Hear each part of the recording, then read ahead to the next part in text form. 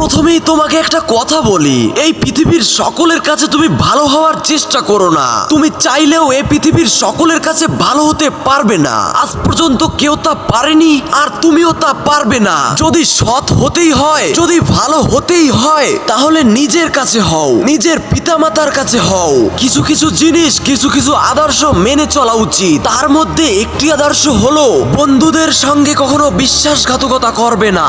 আর শুধু তাই নয়, বিশ্বাসঘাতকের সঙ্গে কখনো বন্ধুত্ব করবে না। নিজের মধ্যে একটা জিনিস থাকা খুবই প্রয়োজন, খুবই জরুরি, আর তা হলো সৎ সাহস। যদি ভুলকে ভুল আর ঠিককে ঠিক বলার সাহস তোমার মধ্যে না থাকে, তাহলে তোমার মধ্যে সৎ সাহস এবং ক্ষমতা কোনোটাই নেই। তোমার সাথে তোমার রবের সম্পর্ক সবচেয়ে গভীর হওয়া উচিত। এই পৃথিবীতে এমন একটা সম্পর্ক থাকা অত্যন্ত জরুরি, যার সাথে আমাদের মনের দুঃখ, কষ্ট, অভিযোগ সমস্ত কিছু নির্দ্বিধায় বলতে পারবো।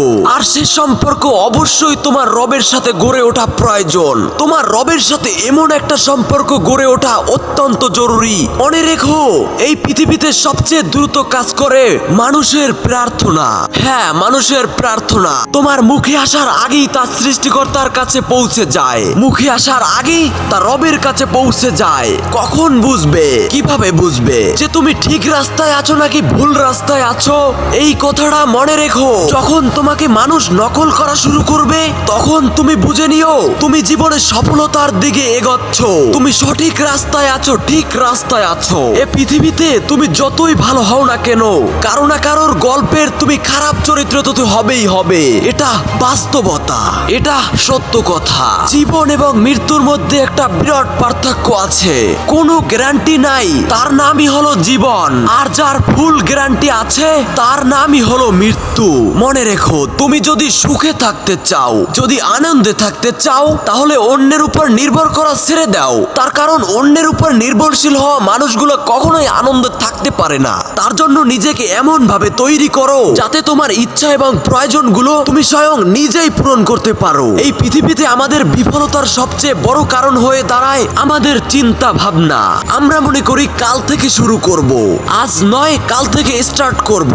একটা মানুষের জীবন শেষ করে দেওয়ার জন্য এটাই যথেষ্ট।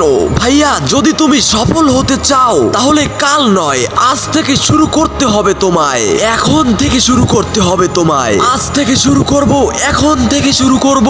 এটা একটি সফল ব্যক্তির লক্ষণ। আর তুমি যদি সফলতা পেতে চাও, এই লক্ষণ তোমার ভিতরে ফুটিয়ে তুলতে হবে।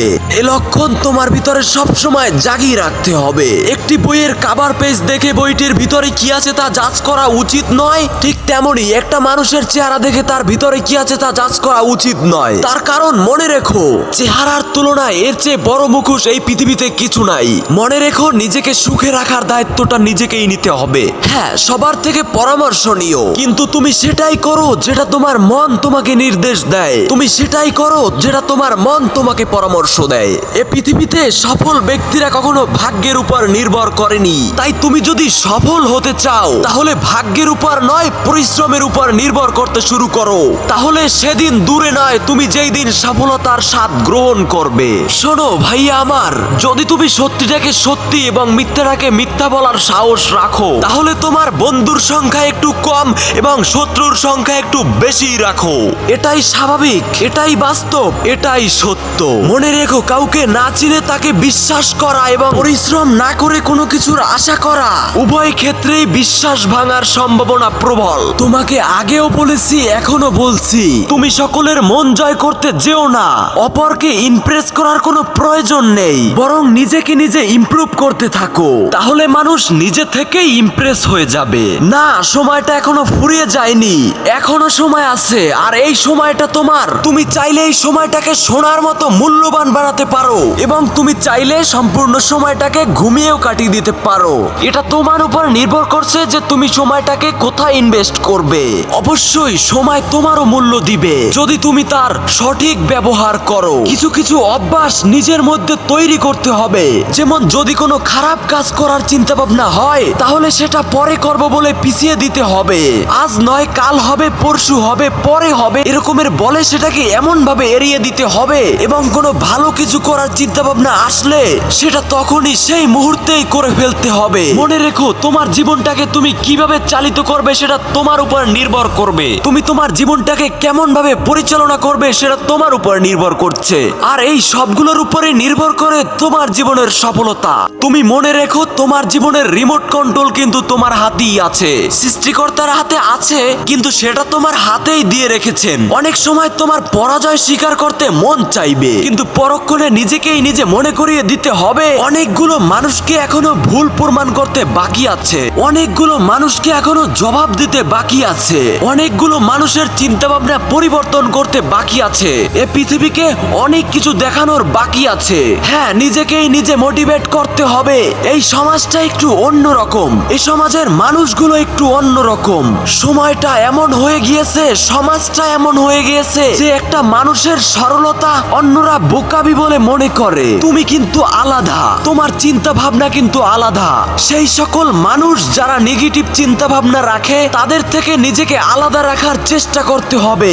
এছাড়াও আরো দুই একটা জিনিসের উপর তোমার খেয়াল রাখতে হবে, যেমন অহংকার। অহংকার খুবই একটা বাজে জিনিস। মানুষের পতনের সবচেয়ে বড় কারণ হয়ে দাঁড়ায় এই অহংকার। মনে রেখো, তোমার নিজের বয়স এবং টাকার উপরে কখনো অহংকার দেখিও না, কারণ যা কিছু গোনা যায় তা একদিন শেষ হয়ে যাবে। নিজের জীবনের উপর কখনো রাগ দেখিও না। তোমার মতো জীবন পাওয়াটা হয়তো অন্য কারো স্বপ্ন। জীবনটাকে এতটাও সস্তা করে তুলবে না যাতে কেউ এসে তোমার জীবনটাকে নিয়ে খেলার সাহস পায়। সবশেষে একটা কথাই বলবো, জীবনটাকে দুই ভাবে উপভোগ করা যায়, জীবনটাকে দুই ভাবে উপলব্ধি করা যায়। এক নম্বরে যেটা তোমার সেটা তুমি অর্জন করো, মানে যেটা তোমার সেটা তুমি অর্জন করো। দুই, যেটা তোমার কাছে আছে সেটাকে পছন্দ করতে শুরু করো এবং সব সময় নিজের উপর বিশ্বাস রাখো। বিশ্বাস রাখো নিজের উপর, নিজের রবের উপর। আজকের মতো এই পর্যন্তই। কথা হচ্ছে নতুন কোনো ভিডিওতে।